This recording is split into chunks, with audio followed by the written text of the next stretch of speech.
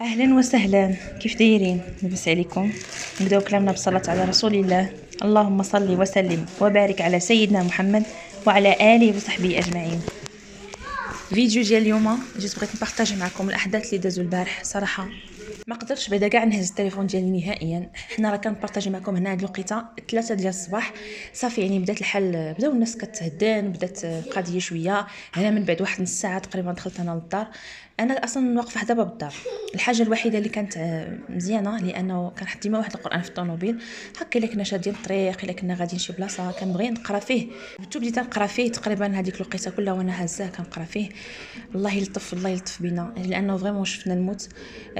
صافي حسنا براسنا احنا ضعفاء بزاف تحت الرحمه ديال الله. الله يرحمنا يا ربي. وليداتنا ووليدات المسلمين اجمعين. عرفتوا كان واحد الجو اللي ما نقول لكمش، غريب بزاف. تفكرنا فيه احداث ديال تركيا.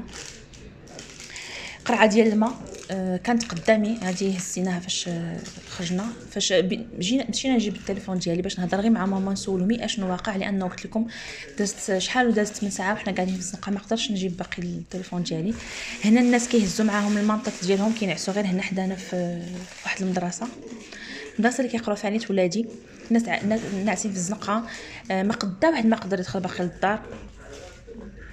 اي والله يلطف بيا وبكم. جيت غير نشارك معكم هكا، وطمنوني على راسكم في التعاليق. الله يلطف بيا وبكم، الله يرحمنا يا